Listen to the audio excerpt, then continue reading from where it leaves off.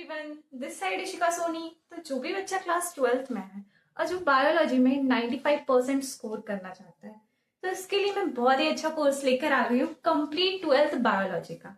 तो अब मैं समझाती हूँ कि मैं कैसे पढ़ाने वाली हूँ। ठीक है, तो यहाँ मैं लिखती हूँ। देखो, जो बच्चा भी पढ़ना चाहता है और अच्छे से पढ़ना चाहता है वो पेन कॉपी लेकर बैठ जाए। तो मैं उसको जो जो लिखवाऊँ ना वो अपनी कॉपी में नोट कर ले। ठीक है, तो देखो, कंप्लीट 12th बायोलॉजी।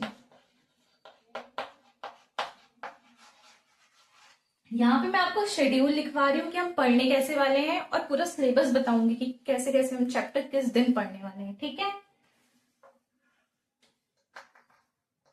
तो देखो, 12th बायोलॉजी जिस तरीके से मैं आपको पढ़ाने वाली हूँ, तो स्टार्टिंग डेट और एंड डेट पहले बता देती हूँ। स्टार्टिंग डेट क्या है? स्टार्टिंग डेट क्या है अपनी?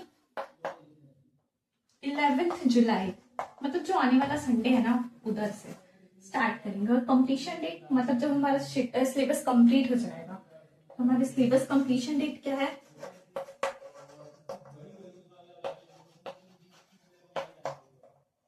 22 अगस्त, नहीं 22 सितंबर, सॉरी। देखो, जिस तरीके से मैं आपको बायोलॉजी करवाने वाली हूँ ना क्लास 12 की, जिसको भी 95% स्कोर करना है, उसके लिए तो गोल्डन चांस है।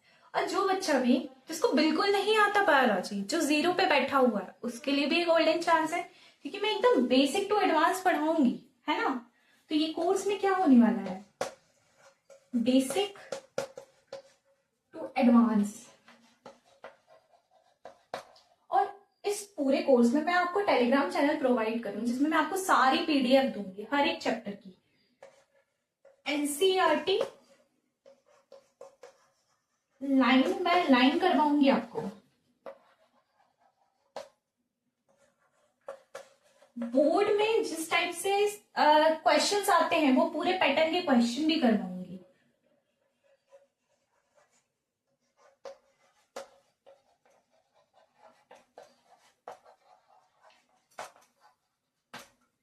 तो ये क्लासेस कैसे आने वाली है मैं समझा देती हूँ। देखो, स्टार्टिंग डेट क्या है? 11th जुलाई।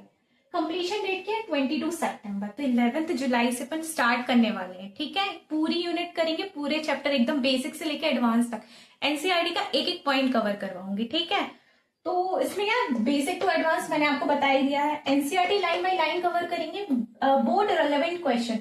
अब मैं बोर्ड रेलेवेंट क्वेश्चन कैसे करवाऊंगी? देखो, रिकॉर्डेड तो मैं आपको करवा नहीं सकती, ठीक है। रिकॉर्डेड भी मैं देखूंगी, 10-20 मिनट के कुछ क्वेश्चंस डाल दूंगी, है ना। और जो मेरा टेलीग्राम ग्रुप है ना, उसको आप ज्वाइन कर लीजिएगा। मैं लिंक डाल दूंगी इस वीडियो के नीचे। उसमें मैं आपको बोर्ड के कुछ क्वेश्चन दूंगी, डेली बेसिस पे नहीं, वीक में आपको 10 या 20 क्वेश्चन दूंगी, जिसको आप कर लीजिएगा बहुत अच्छे से, और उसी में से क्वेश्चन आएंगे आपके। ठीक है, तो देखो, मैं समझा देती हूँ कि हम कैसे पढ़ने वाले हैं। तो देखते हैं अपन 12th की यूनिट। 12th क्लास की बायोलॉजी में टोटल 5 यूनिट्स हैं।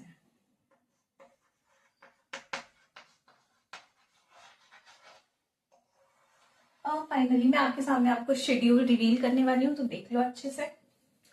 यूनिट कितनी है? यूनिट 5 है। एक काम करती हूँ, आपको ना ये सारी यूनिट का जो मैंने शेड्यूल बने हुए ना पीडीएफ प्रोवाइड कर देती हूँ। एक तो मैं टेलीग्राम में भी डाल दूंगी, जिन बच्चों ने ज्वाइन नहीं किया है तो मैं लिंक डाल देती हूँ, उसके नीचे आप लोग ज्वाइन कर लीजिएगा। और मैं पोस्ट में भी कर दूंगी, तो आप लोग उसको सेव कर लीजिएगा। अभी मैं समझा देती हूँ थोड़ा बहुत, मैं आइडिया दे देती हूँ कैसे पढ़ाने वाली। तो यूनिट 1 कौन सी आती है अपनी? रिप्रोडक्शन।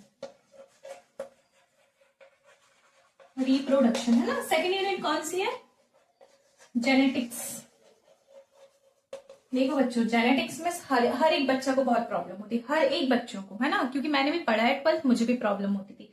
लेकिन मैं आपको पढ़ा सकती हूँ बहुत अच्छे से। जिसको नहीं आती है, जेनेटिक्स मेरी बहुत अच्छी है, मैं आप लोगों को बहुत अच्छे से पढ़ा सकती हूँ। Genetics and evolution. इवोल्यूशन तो हर एक बच्चे को समझ नहीं आता कि इवोल्यूशन में बोल क्या रहा है। इवोल्यूशन का मैं आपको ऐसा फ्लो चार्ट बनवाऊंगी कि आपको दोबारा नहीं पढ़ना पड़ेगा, यही क्लास में पूरा याद करवा दूंगी। ठीक है, इवोल्यूशन। और थर्ड हमारी कौन सी आती है? Human welfare. ह्यूमन वेलफेयर में 2 चैप्टर्स आते हैं। ठीक है, जेनेटिक्स एंड इवोल्यूशन में हमारे 3 चैप्टर्स आते हैं, और रिप्रोडक्शन में भी 3 चैप्टर्स आते हैं। इसमें भी 3 चैप्टर्स है, इसमें 2 चैप्टर्स है। एंड देन 4th यूनिट हमारी आ जाती है बायोटेक्नोलॉजी।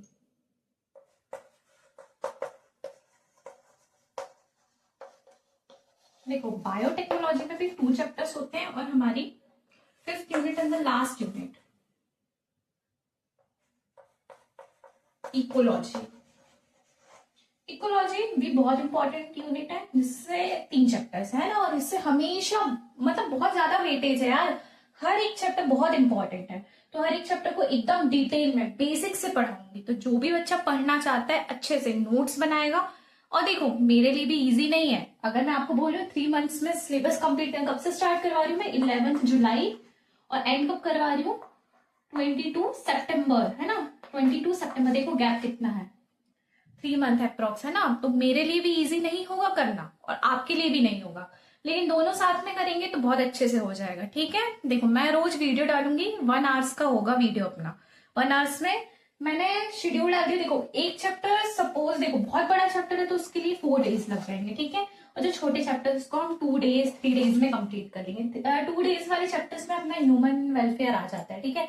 उसके जो दोनों चैप्टर, एक चैप्टर को मैं 3 लेक्चर में करवा दूंगी और एक चैप्टर को 2 लेक्चर में, है ना। पूरा बेसिक से पढ़ाऊंगी, हर एक चीज समझ में आएगी।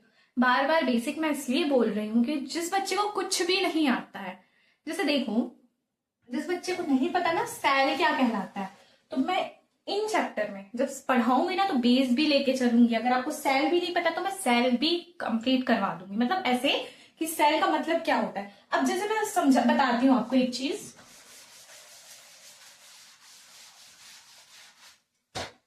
जैसे देखो जेनेटिक्स है ना अपना, जेनेटिक्स में क्या यूज होता है, जेनेटिक्स में आपको सेल साइकिल पता होना चाहिए। सेल साइकिल जिस बच्चे ने नहीं पढ़ा है, सेल साइकिल एक चैप्टर है क्लास 11 का, है ना। देखो जब मैं क्लास 11 पढ़ाऊंगी तो सेल साइकिल भी पढ़ाऊंगी, लेकिन जिस बच्चे को नहीं पता, जो 12th बोर्ड में है और उसको सेल साइकिल बिल्कुल ही नहीं पता क्या होता है, थोड़ा बहुत मैं आइडिया दे दूंगी। कैसे आइडिया दूंगी ये समझो। देखो 10 मिनट जब मैं चैप्टर स्टार्ट करूंगी ना, उसके 10 मिनट पहले मैं आपको बताऊंगी कि मैं आपको सेल साइकिल पढ़ा रही हूँ, जितना बेस है वो पूरा क्लियर कर दूंगी, ठीक है। तो सेल साइकिल बहुत इंपॉर्टेंट हो जाती है। कुछ कॉन्सेप्ट आता है अपना बायोमोलिक्यूल का, ठीक है। बायोमोलिक्यूल का तो 10 मिनट में ये करवा दूंगी ना, 20 मिनट इसके लेके चलिए, है ना। तो इस टाइप से जो जो बेसिक की रिक्वायरमेंट होगी 12th बायोलॉजी में, तो वो भी मैं आपको करवा दूँ। देखो तो मैं पूरा ही बेसिक से पढ़ाने वाली हूँ आपको। तो देखो बच्चों, मैं आप लोगों से एक इंपॉर्टेंट बात कहना चाहती हूँ। देखो मैं तो अपना 100% देने के लिए रेडी हूँ, लेकिन यहाँ पे आपका भी 100% चाहिए ना मुझे, तब तो अपन 95% स्कोर कर पाएंगे। जरूरी नहीं है ना कि मैं अकेले अपना 100% दे रही हूँ और तुम लोग लेक्चर देख रहे हो फिर घर में रिवाइज नहीं कर रहे हो, तो ऐसे में तो काम बनेगा नहीं। तो आप लोगों के लिए एक और चीज है, देखो आप लोगों को पढ़ना कैसे आप लोग ये भी देख लो। तो सबसे पहले लेक्चर देखोगे, लेक्चर देन जो मैंने नोट्स बनाई हूँ, नोट्स को नोट्स से तुरंत जैसे मैंने क्लास लिया, आपने रिकॉर्डेड क्लास देखा, देन उसके बाद नोट्स को गो थ्रू करोगे। क्या करोगे? Go through. गो थ्रू का मतलब क्या होता है ये समझो। सपोज मैंने ये लिखा हुआ है, आपको जो भी याद है एक बार इसको पूरा रिवाइज कर लो, है ना। देन उसके बाद गो थ्रू करने के बाद जैसे आपने फिर खाना खाया, है ना, जो भी किया, जो भी करना है, रात में सोने से पहले एक बार खुद से पूछना कि मुझे याद क्या है, ठीक है। आपने ये कर लिया, ठीक है। ये करने के बाद फिर आपको करना है एनसीईआरटी। आपको एनसीईआरटी करना है, देन जो भी एनसीईआरटी के क्वेश्चन है उनको सॉल्व करना है बस, और उसके अलावा कुछ भी नहीं करना है, ठीक है। और डायग्राम की बात रही, डायग्राम भी मैं आपको पूरा समझा दूंगी, ठीक है। डायग्राम भी मैं आपको पूरा समझा दूंगी। अब आपसे मुझे ये प्रॉमिस चाहिए है कि आप लोग मेरे साथ बने रहेंगे सितंबर तक। सितंबर के बाद अगर आप कोई भी बच्चा अभी 0 पे है ना, सितंबर के बाद आप मुझे बताइए कि आपको कैसा लग रहा है, ठीक है। और एक और चीज, एक बार वीडियो देखो फिर पता चलेगा कि मैं कैसे पढ़ा रही हूँ। अगर आप वीडियो देखोगे ही नहीं तो आपको तो पता भी नहीं चलेगा कि मैं आपको कैसा कंटेंट प्रोवाइड कर रही हूँ। मुझे इतना पता है कि जो कंटेंट मैं आपको प्रोवाइड कर रही हूँ ना, जो नोट्स पढ़ा रही हूँ, जो नोट्स बनवाऊंगी उसी में से ही क्वेश्चन आएगा, ठीक है। इसके बाहर कुछ नहीं रहना है, ठीक है बच्चों। तो फिर मिलते हैं अपन 11 जुलाई को।